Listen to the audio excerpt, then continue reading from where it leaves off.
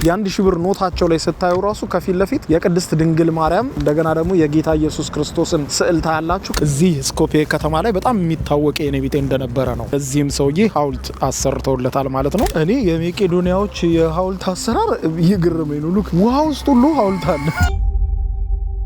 ብዙዎች ዋና ከተማዋ ስኮፔ ላይ መጥተው ከተሞቿን ሲያስተውሉ በሐውልት የተወረረች ከተማ በማለት በሺ የሚቆጠርና ማለቂያ የሌለው የሐውልቱ ብዛት የሚያስገርማቸው በመጽሐፍ ቅዱስ ላይ ሐዋርያው ቅዱስ ጳውሎስ እጅግ በጣም ለጋስ እጅግ በጣም መልካም ሰዎች ያሉባት ሀገር ሲል ቃል በቃል ስማቸውን ጠቅሶ የመሰከረላት እንዲሁም በመላው ዓለም ደግናት በሚል በከፍተኛ ሁኔታ የምትታወሰው የማዘር ቴሬሳ የትውልድ ሀገር ብዙዎችም ይህ ጀግና የኛ ነው እኛ ጋር የተወለደው በማለት የሚሻኮቱበትና ታላቁ የሚባል ከስሙ ፊት ለፊት እንዲቀድም ተደርጎ ታላቁ እስክንድር እየተባለ የሚታወሰው አሌክሳንደር ዘ ግሬት ተወልዶ ያደገባት ብቻ ሳይሆን ዓለምን ሲገዛ ዋና መቀመጫ ያደረጋት ያለነው የት ነው? እስካሁን አውቃችሁታል። መቄዶኒያ ነው ያለነው። የመቄዶኒያ ዋና ከተማ ስኮፔ። የዛሬ ጉብኝታችን የሚወስደንና የሚያስጎበኘን ይህችን ሀገር ነው። እንግዲህ በጣም የተለየች በጣም አስገራሚ ሀገር ናት ስኮፔ። ያደገኛው ሰው ሀገር ለምን እንደሚሏትም በዚሁ እነግራችኋለሁ። የታላቁ እስክንድር ሀገር ስለሆነች ነው። ታላቁ እስክንድር ማን ነው? ማዘር ቴሬሳ ቤት እንሄዳለን። የማዘር ቴሬሳ ቤትን አኗኗሩን ሁኔታውን እንጎበኛለን። የማናየው ነገር የለም። አብራችሁን ቆዩ። የዩቲዩብ ቻናሌን ሰብስክራይብ በማድረግ የደወል ምልክቷን ተጫኑ። በቅርቡ ብዙ ሚሊዮን እንገባለን። የማንሄድበት የማንደርስበት የዓለም ክፍል የለም። ይህንን ቪዲዮ ደግሞ በክብር ስፖንሰር አድርጎ ወደ እናንተ እያቀረበ ያለው ብዙዎችን የቤት ባለቤት ያደረገውና በዚህም በበርካቶች የተመሰገነው አንጋፋው ፊሶን ሪል ስቴት ነው። ከፊሶን ሪል ስቴት ማስታወቂያ በኋላ ተመልሰን እንገናኛለን። ይግቦ በ45,000 ካሬ ሜትር ላይ ወደ ተንጣለለው የፊሶን ሪል ስቴት እንኳን ደህና መጣችሁ። ቤቶቻችን ተጠናቀዋል። ይምጡና ይረከቡ። በተንጣለለው የፊሶን መንደር ታውን ሃውስ፣ ቪላና አፓርትመንት እንደ ምርጫው አቅርበናል። ዘመናዊና ቅንጡ አፓርትመንቶቻችን ከባለ 1 እስከ ባለ 3 መኝታ ተሰናድተዋል። እርሶን ይጠብቃሉ። የከርሰ ምድር ውሃ፣ ለተለያዩ ፕሮግራሞች የሚሆን ሰፊ ቴራስ፣ 24 ሰዓት ቋረት ተጠባባቂ ጄኔሬተር፣ ሰፊና አስተማማኝ የመኪና ማቆሚያ፣ የደህንነት ካሜራ ጨምሮ ይሄ ቀረሽ የማይባል ዘመናዊና ቅንጡ አፓርትመንት። ምርጫው ቪላ ከሆነ ደግሞ የተሟላና በ340 ካሬ ሜትር ላይ ያረፈ በውስጡ 6 መኝታ ቤቶች፣ 7 መታጠቢያ ቤቶች፣ 2 ሳሎን፣ 1 ባህላዊና 1 ዘመናዊ ኩሽናዎችን በውስጡ ያቀፈ ቤትም አለን። ታውን ሃውስስ ቢሉ በፊሶን መንደር ምን ጠፍቶ 5 መኝታ ቤት፣ 6 መታጠቢያ ቤትን፣ 1 ባህላዊና 1 ዘመናዊ ኩሽና አካቶ በ190 ካሬ ላይ ያረፈ 2 መኪና ማቆም የሚያስችል ሰፊ ግቢ ያለው የፊሶን መንደር። ይምጡ፣ ዛሬውኑ የቤት ባለቤት ይሆኑ። በ0952 78 78 78 ወይም በ0952 79 79 79 ላይ ሃሎ ይበሉን። ፊሶን ሪል ስቴት የርሶ። ከፊሶን ሪል ስቴት ማስታወቂያ በኋላ ተመልሰናል። በክብር ስፖንሰር ስላደረገ ፕሮግራማችንን እጅግ በጣም እናመሰግናለን። የሁል ጊዜ የጉዟችን አጋር ነው።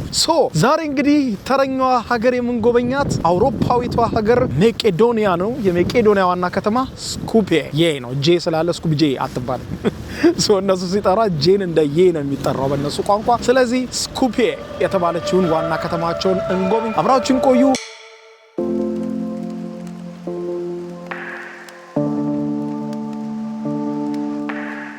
ባይዘው መቄዶኒያን ፈረንጆቹ ሲጠሯት ማሳዶኒያ ነው የሚሏት፣ እነሱ ደግሞ መሴዶኒያ ይሏታል። እኛ ደግሞ በአማርኛው ትርጉም መቄዶኒያ እንላታለን ማለት ነው።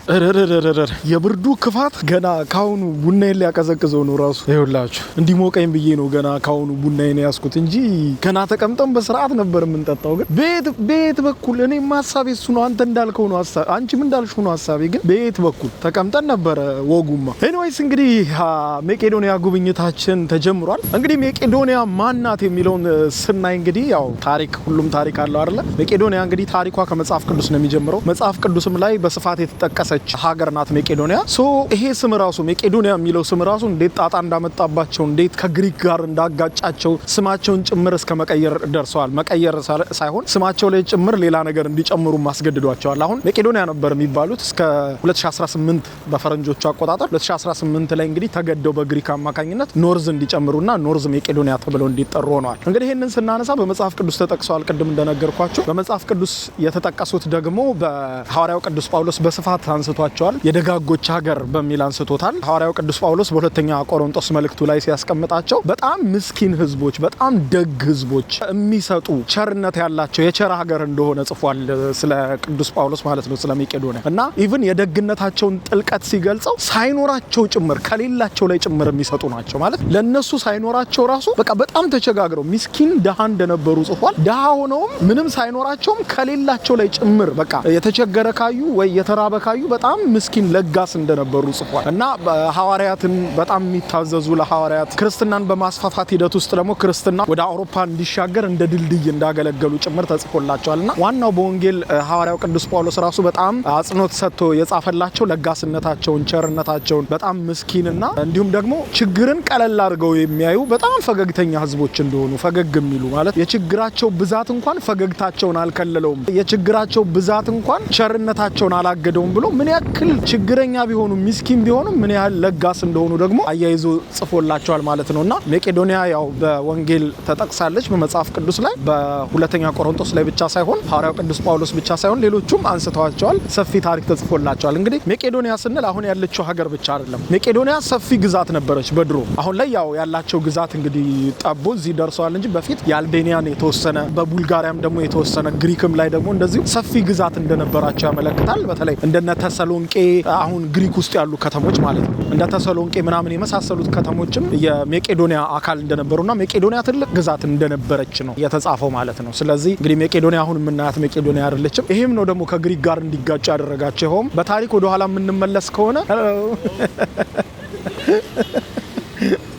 በጣም ደስ የሚሉት ፈታ ያሉ ህዝቦች ናቸውና ከግሪክ ጋር ዋና ጠላት የሆነባቸው ደግሞ ይሄው ስማቸው ነው። ምክንያቱም በቀድሞ ሜቄዶኒያ በጣም ሰፊ ግዛትን የያዘች ሰፊ ግዛት ስትሆን አሁን ላይ ጠባ ይቺን ስላከለች እንግዲህ ግሪኮች ደግሞ ወደፊት ደግሞ እንደዚሁ ሜቄዶኒያ ነን ብላችሁ ነገ ከነጎዳ ደግሞ ግዛት ትጠይቁናላችሁ በሚል በእነዚህና በተያያዥ የፖለቲካ ምክንያቶች ለረጅም ጊዜ ግሪክ ሜቄዶኒያ ላይ ጫና ስታደርግ ቆይታለች። ጠላትነት ነግሶ ሁለቱም በከፍተኛ ፍጥጫ የቆዩ ሀገራት ናቸው። በዚህ ምክንያት እንግዲህ በነገራችን ላይ የአውሮፓ ህብረት አባል አይደለችም እስካሁን ድረስ፣ ወደፊት ልትሆን ትችላለች። ግሪክ በምታቀርበው ተቃውሞ ይህች ሀገር ሜቄዶኒያ ማለት ነው የአውሮፓ ህብረት አባል መሆን ብትፈልግም ሳትሆን ቀርታለች በግሪክ ምክንያት። እንዲሁም የኔቶ አባል ጭምር መሆን ፈልጋ በዚሁ በግሪክ ተቃውሞ ምክንያት ሳትሆን ቀርታለች። ይህንን ተከትሎ እንግዲህ በተደረገ ድርድር በ2018 ግሪክ የምፈልገው እኔ ስማችሁን እንድትቀይሩ ነው።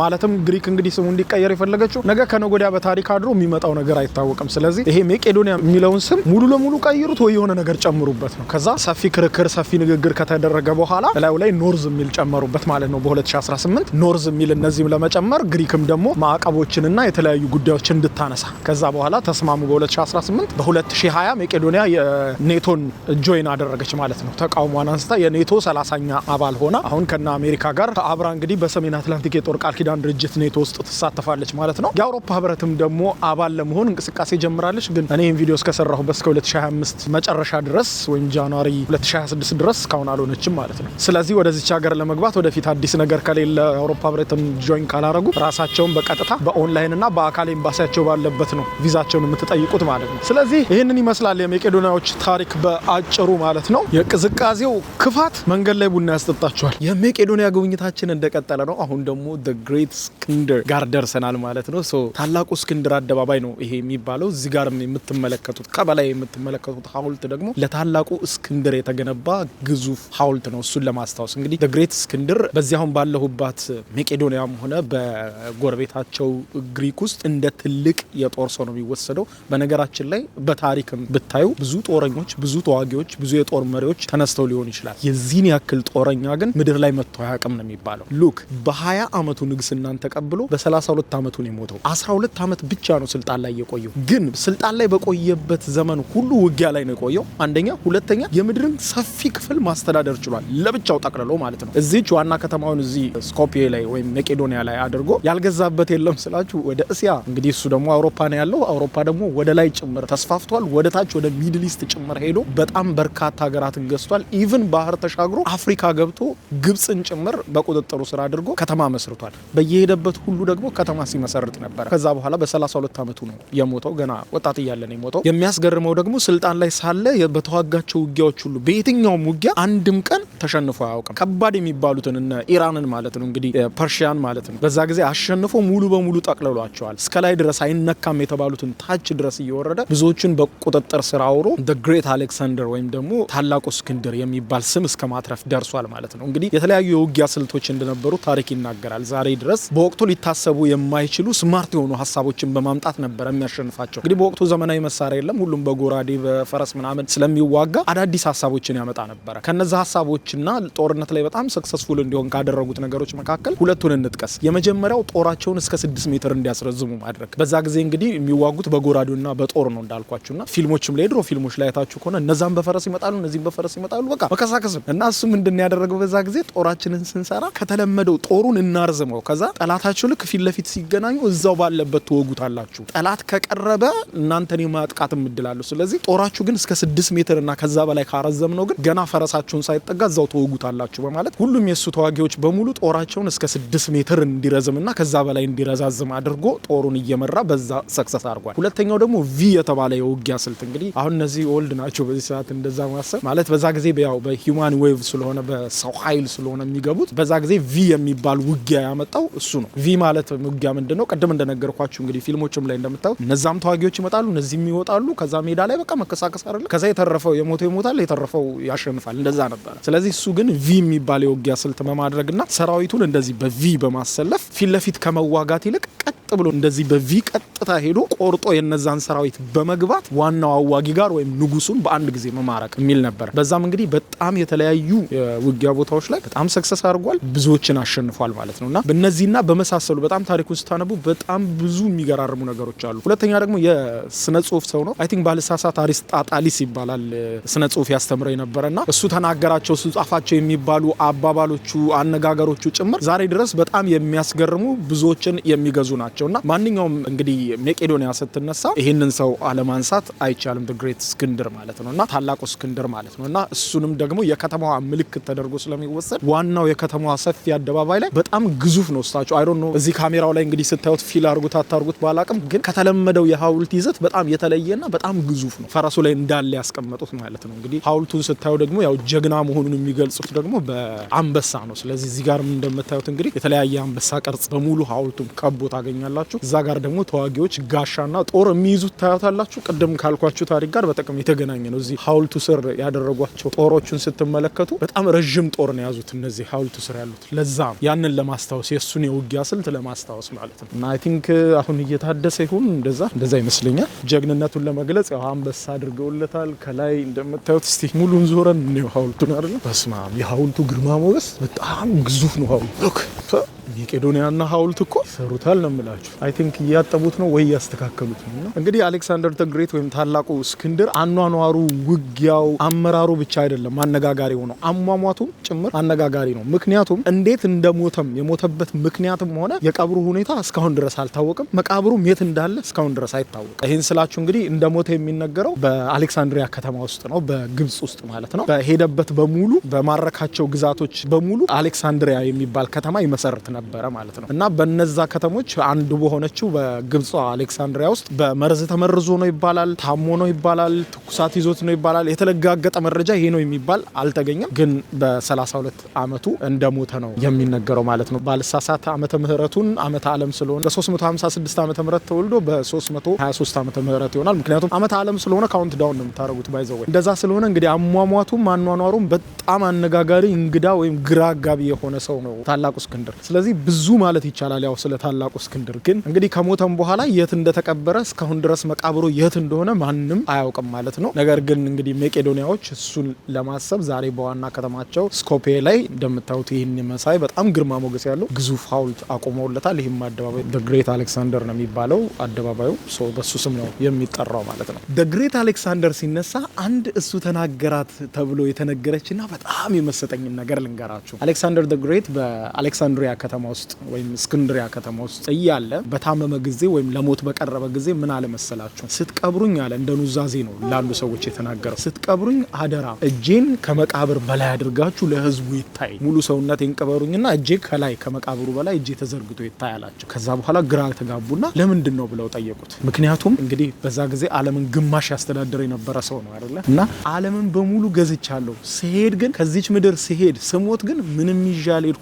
ብዙ ሀብት አለኝ፣ ብዙ ወርቅ አለኝ፣ ብዙ ዝና አለኝ፣ ብዙ የሚታዘዙ ባሮች አሉኝ፣ ሂዱ ብላቸው የሚሄዱ ኑ ብላቸው የሚመጡ ብዙ ወታደሮች አሉኝ። ስሄድ ግን ብቻዬን ሄድኩት ከምድር አንድም ይዤ የሄድኩት ነገር የለም፣ ማንም አልተከተለኝም። እና ስትሄዱም ስትሞቱም ልክ እንደዚሁ ነው። ማንም ብትሆኑ በምድር ላይ ብትኖሩ ከሄዳችሁ ሄዳችሁ ነው። ማንም አብሯችሁ አይሄድም። ታግላችሁ የምታገኙት ነገር፣ ተናጥቃችሁ የምታመጡት ነገር፣ ተስገብግባችሁ የምታገኙት ነገር፣ ተሻምታችሁ የምታመጡት፣ ገላችሁ ዋሽታችሁ ምን ብላችሁ የምታመጡት ነገር ስነቲንግ። ስትሄዱ ሁሉም ነገር ይቀራል። ሁሉም ነገር እናንተ እስካላችሁ ነው። ስትሄዱ ግን አበቃ። ስለዚህ ይህንን መልእክት ለመናገር ነው በሚል ስትቀብሩኝ አደራ እጄን ከመቃብሩ በላይ አድርጋችሁ ቅበሩ ብሏል ተብሎ ተጽፏል። ያው የስነ ጽሁፍ ሰው ስለሆነም እንደገና ደግሞ ፈላስፋም ስለነበረ ያው ፍልስፍናም በጣም ይወድ ስለነበረ ከዚህ ጋር በተያያዘ እንግዲህ ብዙ አነጋጋሪ ነገሮችን ያደርግ ነበር። በጣም ብዙ ጽሁፎችን ይጽፍ ነበርና እኔ ግን ካነበብኳቸውና አሌክሳንደር ዘ ግሬት ተናገራቸው ከተባሉ ነገሮች መካከል ይሄኛው በጣም ይመስጠኛል። እጄን ከመቃብሩ በላይ አድርጋችሁ ቅበሩኝ ያለውና ልክ ነው። ያው ስንሄድ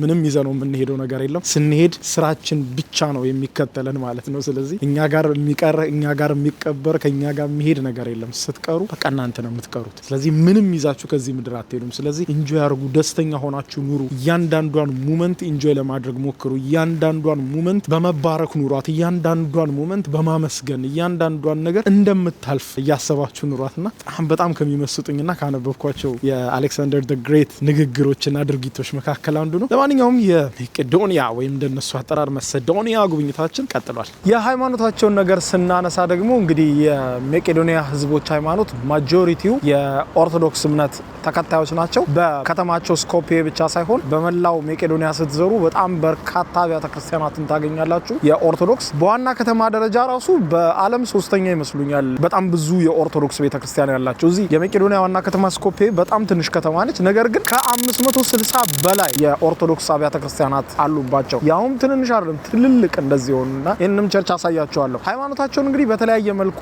ይገልጹታል እነሱ። አንደኛው እንግዲህ በገንዘብ ኖቶቻቸው ላይ በተለያዩ መንግስታዊ አርማዎች ላይ የቅድስት ድንግል ማርያምን ስዕል ታገኛላችሁ። የተለያዩ የቅዱሳንን የመላእክትን ስዕል ታገኛላችሁ። ቅድስት ድንግል ማርያምን በልዩነት ደግሞ እንደ ምልክት ወይም እንደ አይከን አድርገው ይጠቀሟታል። ለምሳሌ ይሄ የ1000 ብር ኖታቸው ነው እንደምታዩት። የ1000 ብር ኖታቸው ላይ ስታዩ ራሱ ከፊት ለፊት የቅድስት ድንግል ማርያም እንደገና ደግሞ የጌታ ኢየሱስ ክርስቶስን ስዕል ታያላችሁ። ከዛ እዚህ ጋር ደግሞ መልአክ ስዕል ታገኛላችሁ። የብር ኖቱ ላይም ካሉት ጽሁፎች መካከል ደግሞ እዚህ ጋር ጫፍ ላይ እንደምታዩት የአምላክ እናት የሚል ጽሁፍም ጭምር ተጽፎበት ታያላችሁ እዚህ ላይ ማለት ነው። በራሳቸው ቋንቋ በትንሹ የአምላክ እናት ተብሎ ተጽፎበታል። ይሄ እንግዲህ የ1000 ብር ኖታቸው ነው። ሌላኛው ሃይማኖታቸውን የገለጹበት የገንዘብ ኖታቸው ደግሞ የ50 ብር ኖታቸው ነው። ይሄ ደግሞ የቅዱስ ገብርኤል ስዕል አለበት እንደምታዩት። ከፊት ለፊት የቅዱስ ገብርኤል ስዕል አለበት እንደምታዩት ልክ ሲያበስር ማለት ነው። ይሄኛውን እንዴት አወከው ካላችሁኝ ደግሞ እዚህ ጋር ጽሁፍ አለው በደቃቁ እዚች ጋር ተጽፏል። በእነሱ ቋንቋ ነው ትራንስሌት አድርጌው ነው። ይሄውም አብሳሪው መልአክ ነው የሚለው አብሳሪው መልአክ የሚል ጽሁፍ አለው ማለት ነውና እንደምታዩት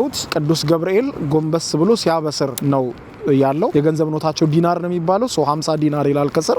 እዚች ጋር ግን ይኸውና በደቃቁ ተጽፏል አብሳሪው መልአክ የሚል ማለት ነው። ጉግል አድርጋችሁ ልታዩት ትችላላችሁ። ሃይማኖታቸውና በዚህና በዚህ መሰል ነገር ይገልጻሉ። የቅድስት ድንግል ማርያምን ስታቹ ወይም ሐውልት ደግሞ በከተማ ውስጥ የተለያየ ቦታ ላይ በስፋት ነው የምታዩት። እንግዲህ ስለ ሐውልት የምነግራችኋለሁ ወደ በኋላ እና ካሉት ጥንታዊ አብያተ ክርስቲያናት መካከል ደግሞ ይህንን ላሳያችሁ። የኦርቶዶክስ ቤተክርስቲያን ማለት ነው። ውስጡ ከተቻለ ህንጻ ቤተክርስቲያኑ በጣም ነው የሚያምረው። እዚህ ጋር እንደምታዩት ባንዲራ አሉ። እስኪ ወደ ውስጥ እንግባና ለማየት እንሞክር። ይሄ ዲዛይኑ ራሱ በጣም የተለየ ነው። የቤተክርስቲያኑ አሰራር እስቲ ይቻላል ቢሉ ደስ ይለኛል። ይሄ የደወል ቤት ነው። ያቺ በጣም ትልቅ ነው።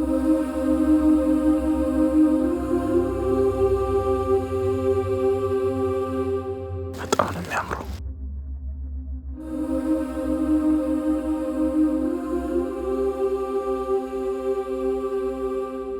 ሰማዕቱ ቅዱስ ጊዮርጊስ ነው። ጸሎት ላይ ስለሆኑ እንግዲህ እንዳረብሻቸው ይሄንን ይመስላል። እንግዲህ ሃይማኖታቸው ያው ቅድም እንደነገርኳችሁ የትም ቦታ ስኮፒዬ ውስጥ የትም ቦታ ብትዞሩ ሐውልት የሌለበት ቦታ የለም። ወላ የመንግስት ቢሮ በሉት ወላ ምናምን የሃይማኖት ተቋም በሉት። ይሄ እንኳን አሁን እዚህ ያለውበት ቸርች እንኳን ሉክ እዚህ እዚህ ጋር ሐውልት አለ፣ እዚህ ጋር ሐውልት አለ። ታያላችሁ ሁሉም ቦታ ነው ሐውልት የምታዩት። ወደ በኋላ ደግሞ እስቲ ጊዜ ካለኝ የከተማዋ ዋናው ስኮፒዬ ዋናው መገለጫ ደግሞ ትልቅ መስቀል አለ፣ በጣም ግዙፍ፣ በአውሮፓ ሶስተኛው ይመስለኛል በዓለም ላይ ካሉ የከተማ ትልልቅ መስቀሎች አንዱ ነው እና ደግሞ በአውሮፓ ግን በጣም ግዙፉ ሶስተኛው መስቀል ነው ያለውና እዛም ለመሄድ እንሞክራለን ለማየት ማለት ነውና ይሄንን ይመስላል ነው ቸርቹ። ይሄ ቤት ደግሞ ለየት ያለ ታሪክ አለው። ብዙዎቻችሁም የዚህም ቤት ባለቤት ታውቋታላችሁ። አግነስ ቦንጃ ጋያጁ ማናት እንደምትሉኝ እርግጠኛ ነኝ።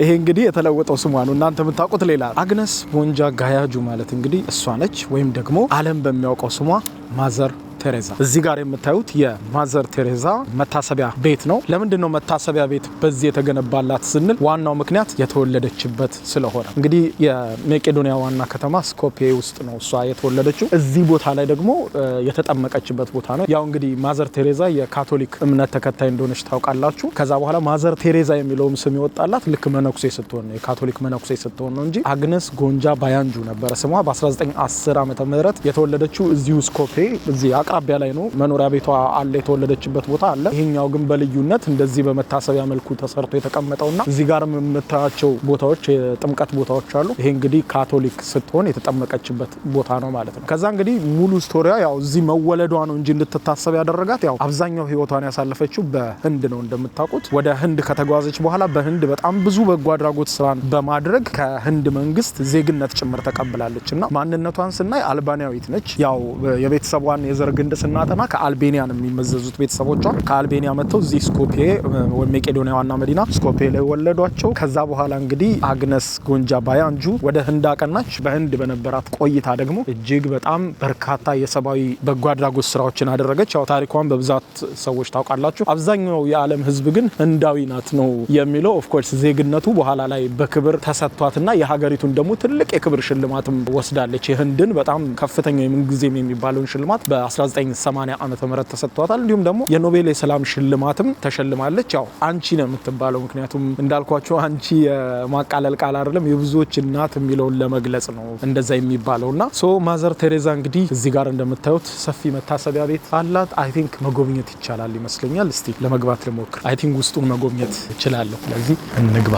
ውስጥ ማውራት አይቻልም፣ እንስሳ ይዞ መግባት አይቻልም፣ ምግብ ይዞ መግባት አይቻልም። እንግዲህ በቀስታ ለማስጎብኘት ልሞክር። ይሄ እንግዲህ የተለያየ ጊዜ የተነሳችው ፎቶግራፏ ነው። የካቶሊክ መነኩሴ ከሆነች በኋላ በጣም የምትታወቅበት ልብስ ሰማያዊ በነጭ ልብስ ነው። የተለያዩ ሀገራት መሪዎች አግኝታለች። በሀገራት መካከል ሰላም እንዲወርድ ለምናለች፣ ጸልያለች። ያው እዚህ ጋር የሚጎበኙት የተለያዩ የእሷ ምስክር ወረቀቶች እንደምታዩት የተጻጻፈቻቸው ደብዳቤዎች። እዚህ ጋር ደግሞ ያው የሮማን ካቶሊክ እምነት ተከታይ አይደለች። ከፖፑ ጋር ስትገናኝና ጸሎት ሲደረግላት ነው የምታዩት። እዚህ ጋር ይሄ የኖቤል የሰላም ሽልማት የምስክር ወረቀቷ ነው። በ1979 ዓመተ ምህረት ነው ኖቤል የወሰደችው። የኖቤል የሰላም ሽልማት የምስክር ወረቀት እንደዚህ አይነት ነው ማለት ነው። ይሄ ልብስ ነው ፊልሙም ላይ ምናምን አይታችሁት ከሆነ ሁልጊዜ የምትለብሰው ይሄን ልብስ ነው። የወጣትነት ፎቶዎች ናቸው እነዚህ። ደግሞ አልጋዋ ነው፣ ትተኛበት የነበረ አልጋ ነው። አይ ቲንክ ወደ ላይ መሄድ እችላለሁ። በጣም ብዙ ማስታወሻ ነው ያላቸው። ይሄኛው ደግሞ ጸሎት የሚደረግበት ነው። በነገራችን ላይ ማዘር ቴሬዛም በ2016 ዓመተ ምህረት እሷን ለማክበር ተብሎ ያው መነኩሴ አይደለች፣ የካቶሊክ መነኩሴ ነበረችና በሮማን ካቶሊክ በይፋ ቅድስት ተብላ ተሰይማለችና ማዘር ቴሬዛ እንግዲህ አሁን ባለው ጊዜ ከተነሱ ቅዱሳን መካከል አንዷ ተደርጋ በካቶሊክ ቤተክርስቲያን ተሰይማለች። ስለዚህ በካቶሊክ ቤተክርስቲያን እንደ በጎ አድራጊ ብቻ ሳይሆን እንደ አንድ ቅድስት እናትም ነው የምትታሰበው ማለት ነው። ስለዚህ እንግዲህ እዚህ ጸሎት የሚደረግበት ያው የተለያዩ ፕሮግራሞች የሚካሄድበት ነው። ላይ ምንም የለም። ይሄ መመገቢያዋ ነበረ፣ እዚህ ላይ ነበር የምትመገብ። ይሄኛው መታሰቢያዋ አሁን ያለንበት ቤት ሲመረቅ ማለት ነው። ፖፑ ራሱ መጥተው ነበር ከሮማ። ሰው እንግዲህ ይህንን ይመስላል የማዘር ቴሬዛ መታሰቢያ ማለት ነው። ያው የተሰራበት ቦታ ቅድም እንደነገርኳችሁ ሞርኒንግ ምን እንዳለኝ እንኳን አልሰማሁትም። ሞርኒንግ አልኩት፣ ያው ሞርኒንግ ነው ሊል የሚችለው ይሄ ነው ሞርኒንግ። ኦኬ ኤኒዌይስ ይህንን ይመስላል እንግዲህ የማዘር ቴሬዛ መታሰቢያ ማለት ነው። ሶ ስኮፒዬ ስትመጡ ያው ዋናው እንደ ከተማው አይከን ስለምትቆጠር እሷ እዚህ ስለተወለደች ሶ በስፋት ነው የሚያስቧት ማለት ነው። ማዘር ቴሬዛ በህንድ ባይዘው በጣም ነው የምትወደደው፣ በጣም ብዙ በጎ አድራጎት ስራ በማድረጓ ማለት ነው። ኤኒዌይስ ይህንን ይመስላል እንግዲህ የማዘር ቴሬዛ ቤት ወጥተናል። በነገራችን ላይ እነዚህ የመቄዶኒያዎች ከኢትዮጵያ ጋር የተገናኘ ባህል እንዳላቸው ታውቃላችሁ። የሆነ የተወሰኑ ነገራቸው ከኢትዮጵያ ጋር የሚገናኙ የሆኑ ባህል አላቸው። ለምሳሌ ሰርጋቸው መልስ አለው። ሰርጋቸው መልስ አለው። 2 ቀን 3 ቀን ነው የሚካሄደው ሰርግ፣ አንድ ቀን አይደለም። እንደውም ይህንን አንድ የሆነች ነጭ ጎብኚ አቴንድ አድርጋ የሆነ ሰርግ ላይ ምናምን ነገር ነገር ስታወራው ሰምቼ በጣም ነው የገረመኝ። ለቅሷቸውም በተመሳሳይ ነው። በጣም ጥቁር ይለብሳሉ።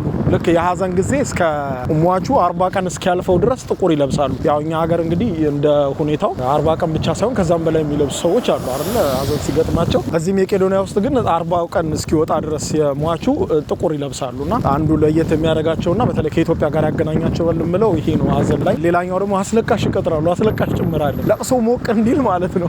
አስለቃሾች አሉ። አስለቃሾች ተቀጥረው መጥተው ተከፍሏቸው ያስለቅሳሉ ማለት ነው የቀብር ጊዜና ብዙ ነገራቸው ተመሳሳይ የሆኑ ነገሮችን በጣም በብዛት ታገኛላችሁ እዚህ ሀገርና በጣም ነው የገረመኝ። የሆነ ዶክመንተሪ ያው ወደ የሆነ ሀገር ልጎበኝ ሲል ስለዛ ሀገር ባህል፣ ሃይማኖት፣ ልማድ፣ ገበያቸው ምን እንደሚመስል በአጠቃላይ አስቀድሜ የሆነ ሪሰርች ለማድረግ ሞክራለሁ። የተሰሩ ዶክመንተሪዎችን ለማየት ሞክራለሁ። የተጻፉ ነገሮችን ለማንበብ ሞክራለሁና ይሄ አንደኛው ትንሽ ካስገረሙኝ ነገሮች መካከል አንዱ ነው። ኤኒዌይስ ስኮፒዬ ጉብኝታችን እንደቀጠለ ነው። ሌላኛው ከኢትዮጵያ ጋር የሚያገናኛቸው ነገር የራሳቸው ፊደል፣ የራሳቸው ቋንቋ መኖሩ ነው። የራሳቸው ፊደል አላቸው፣ የራሳቸው ቋንቋ አላቸው እና ይሄኛውም አንድ ያው ከኛ ጋር ያዛምዳቸዋል ከምለው ነገር አንዱ ነው ማለት ነው። እና ኤኒዌይስ እስቲ በመንደሮቻቸው እየገባን እንግዲህ ወክ እያደረግን ነው። ብርዱ እኮ አልገባችሁም። -2 ነው ያለው ባይዘው ሉክ -2 በጣም ይቀዘቅዘው ረግ አቅጣጫዬን ሳትኩ።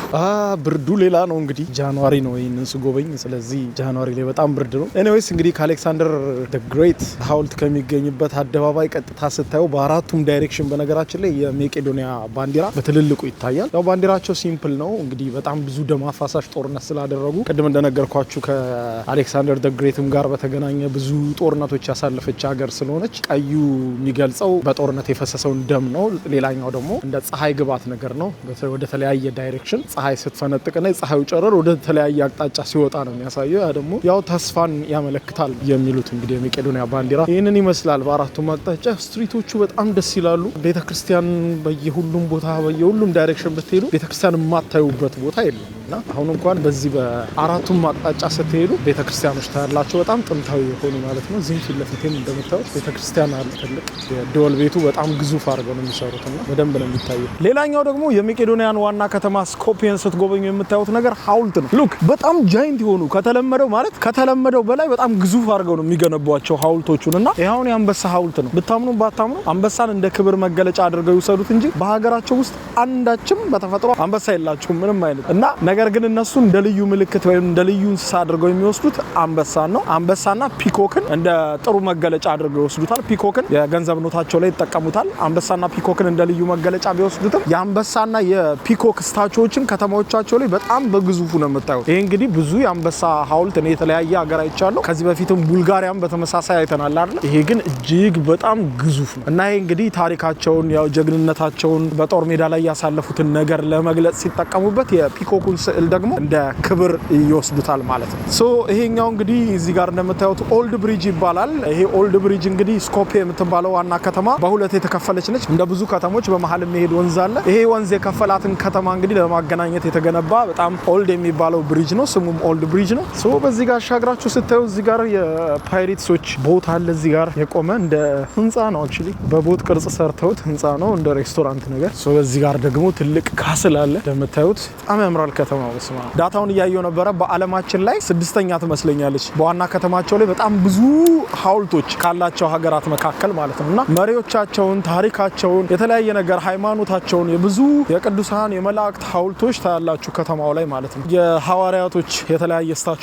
በከተማው ላይ ታገኛላችሁና አንበሳ ብቻ አይደለም። ይሄ ኦልድ ብሪጅ ላይ ግን አንበሶቹ በአራቱም አቅጣጫ ተቀምጠዋል ማለት ነው። 4 ግዙፍ አንበሳ ብሪጁን መሻገር ያደርገውታል። ከዛ ውጭ ግን ኤቭሪዌር ብትዞሩ በቃ ሐውልት አታጡ። ለምሳሌ እዛ ጋር ያሽት አንድ አንበሳ ስታቹ አይደል? እዚህ ጋር አንድ አንበሳ፣ እዚህ ጋር ደግሞ የሆነ ሰውዬ ሐውልት ተሰርቶለታል። ያው ጠጋ ብንል ታሪኩን እናየው ይሆናል።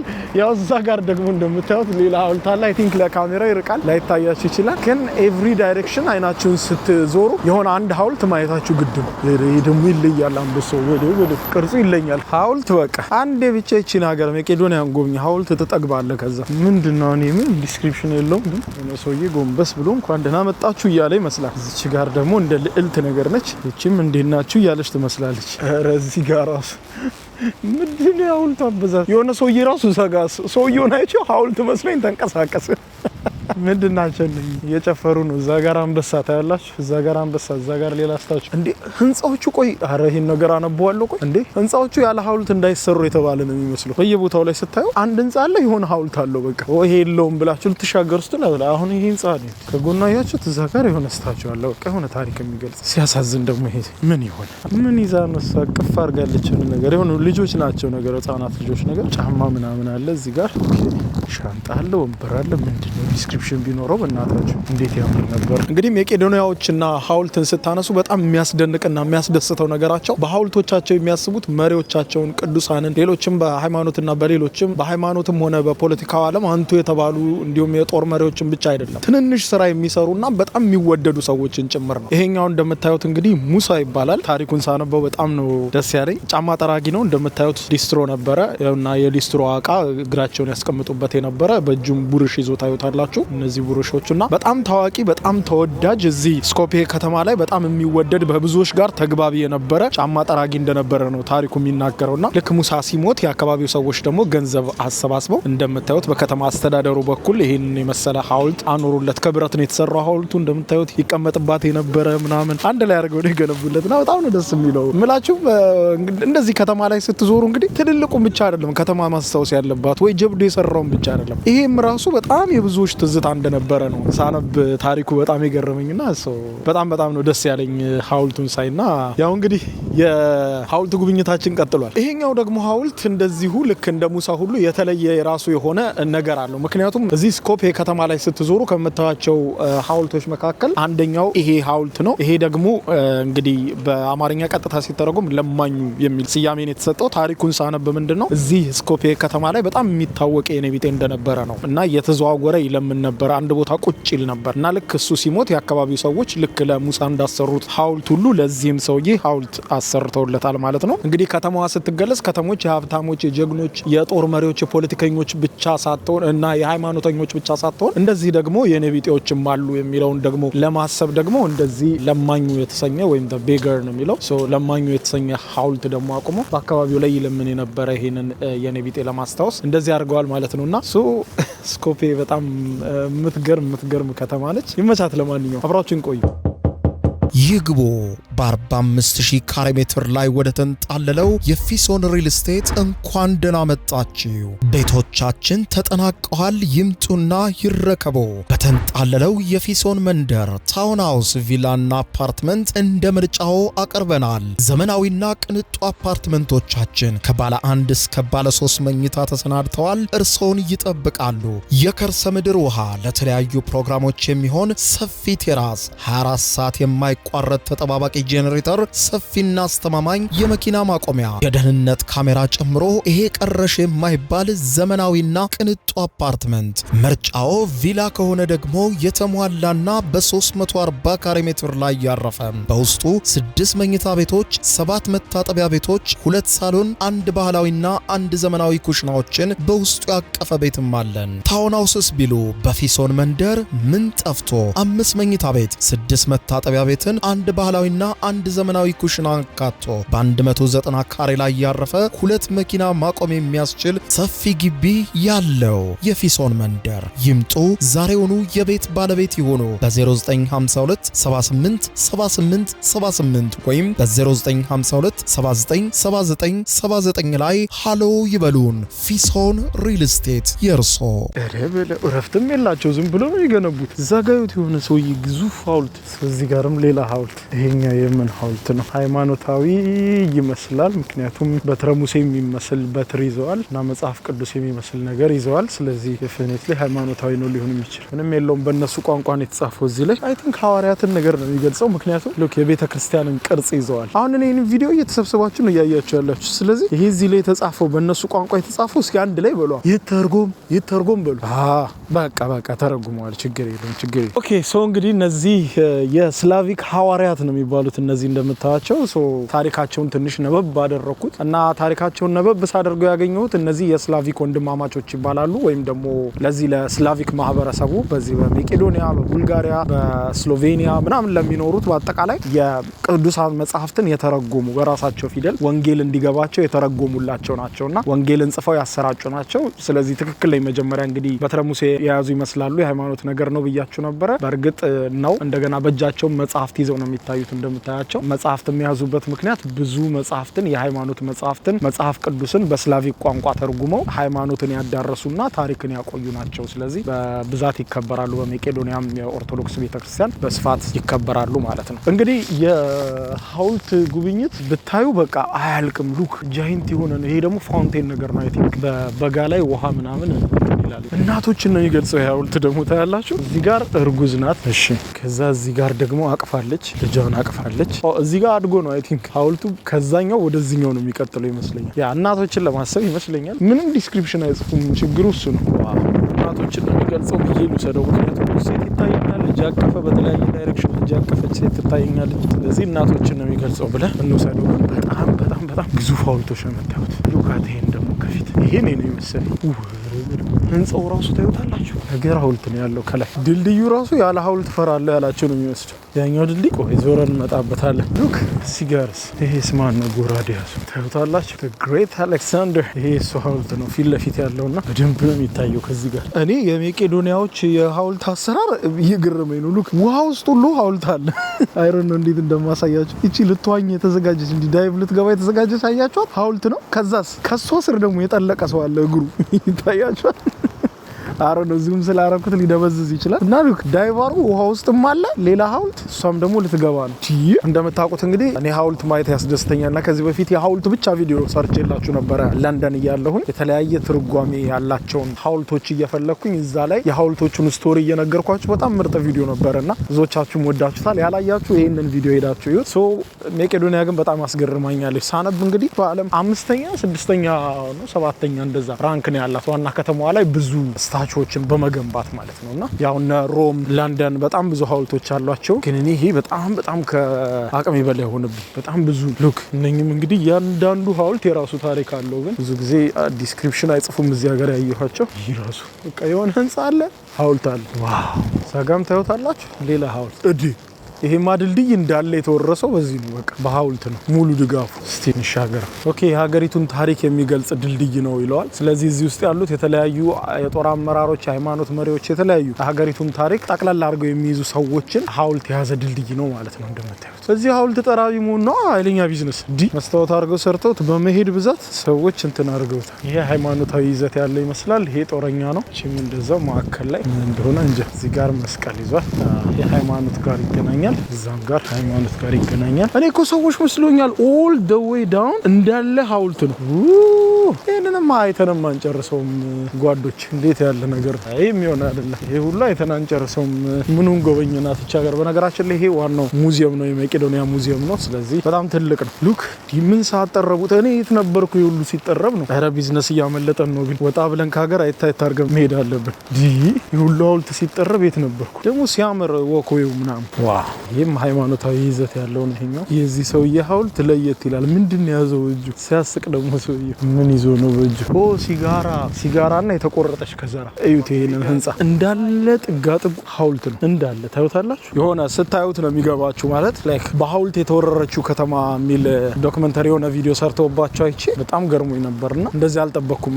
ካሳዩትም በላይ ነው እዚህ መታችሁ ስታዩት ማለት ነው። ለምን ኤቭሪ ኮርነር ሐውልት ስታዩ እንዲህ። በተለይ ደግሞ በ2014 የሚል እቅድ ነበራቸውና በዛ ማስፋፊያ ላይ በ2014 ድረስ ተጨማሪ በጣም ብዙ ሐውልቶችን ለመገንባት እቅድ ይዘው በጣም ብዙ ሐውልቶችን ገንብተዋልና ክሬዚ በጣም ግዙፍና ብዙ ናቸው። ከተማው በጣም ነው የሚያምረው። በጣም ውብ ነው። በጣም ነው ደስ የሚለው። ሐውልት ቅርጻ ሉክ ድልድዩ መሻገሪያዎች ራሱ ጋሻ ናቸው። እዩት። እዚህ ላይ ቀለም ረጭቶበታል። ማን ያ ቀጭቃዣ የተደበቁ ሐውልቶች ያላየ የሄዳችሁ ነው ያዋቸው እንዳለ በየህንጻው ፍርግርግ መሃል ሐውልት አለ። ክሬዚ ታላችሁ ያልሆነ ቅርጽ የማይቆም ምን ነው ይሄ ቋሚ ሐውልት የሌለው ብዬ ነበር። ዝቅስል ይሄው ከላይ መላእክቶች ይመስላሉ እንደም ገርም ነው። እዚህ ጋር ደግሞ እንደምታዩት የቅድስት ድንግል ማርያም ስታቹ ነው ያለው። እዚህ ጋርም ጽሑፍ አለው። ሆሊ ማዘር ይሏታል ወይም በእነሱ ቋንቋ አለው። ለመሸምደድ ሞክሬ በጣም ይከብዳል። ላይክ በጣም ይከብዳል ማርያምን እንዴት እንደሚጠሯት ማለት ነው። ለምሳሌ ግሪኮች ፓናጊያ ነው የሚሏት።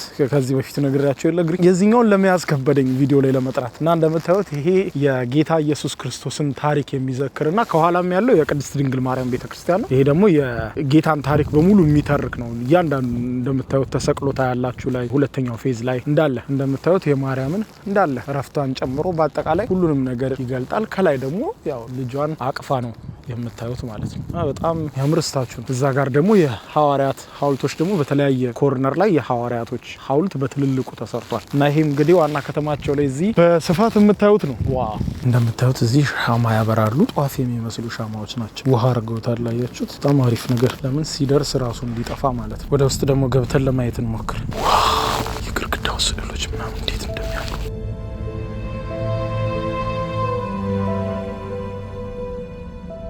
የፀሐዩ ጮራ ገብቶ ቤተክርስቲያን ውስጥ አያምርም? ልክ እንዳለ ስዕላቱ በዙሪያው ስታዩ ቤተክርስቲያኑ ሙሉ ለሙሉ ይት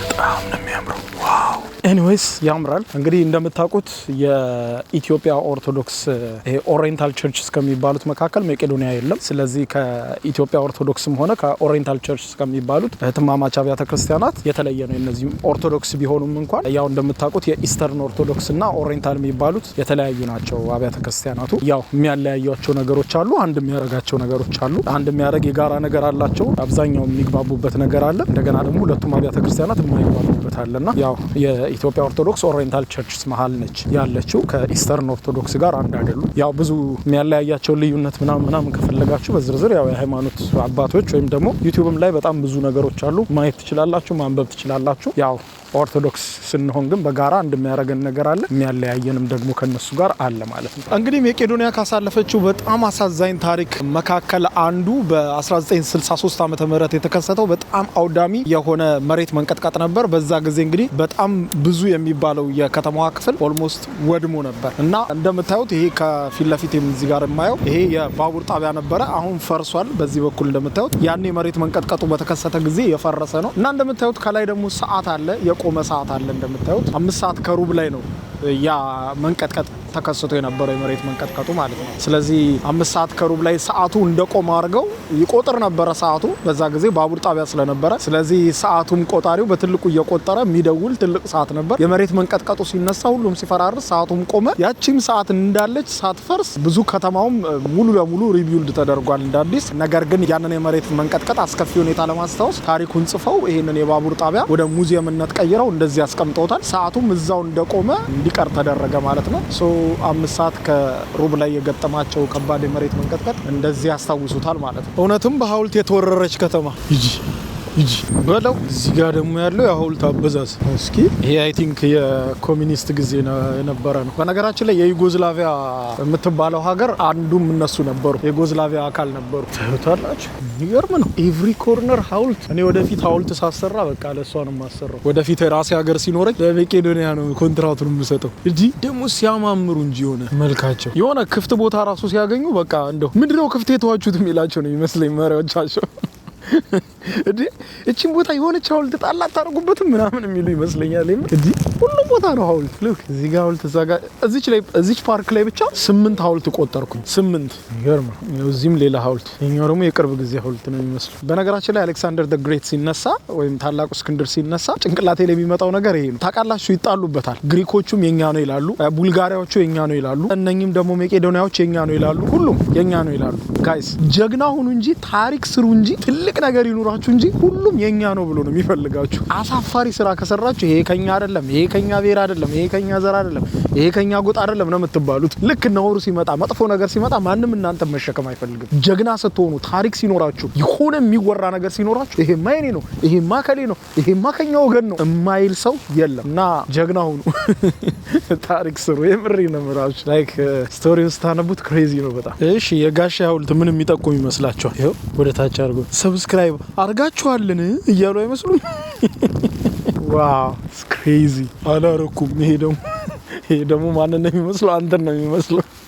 አንተን ይመስላል። አላረኩም። እዚህ ደግሞ እህታችን እየተቀኘሽ ነው። ይሄ እንግዲህ ትንሽ ቢዚ የሚባለው ኤሪያቸው ነው። አይ ቲንክ ገና ነው መሰለኝ አልወጡም። እንግዲህ ገና ነው መምጣቴን አልሰሙ ይሆናል። ሞራል አልሻር ችግር የለም። ሆፕፉሊ መቄዶንያን ብዙዎቻችሁ እንደወደዳችሁ ተስፋ አደርጋለሁ። ለማንኛውም የሚመቻችሁ በቀጣይ ቪዲዮ በሌላ ሀገር በሌላ ቦታ እስከምንገናኝ ባባይ ቻው። የዩቲዩብ የስኬት ሚስጥሮችን በዝርዝር የያዘው የአቤል ብርሃኑ የወይኗ ልጅ መጽሐፍ ሁለተኛ እትም በገበያ ላይ። ዩቲዩብ ለመጀመር በአጭር ጊዜ ስኬትን ለመቀዳጀት አስበዋል?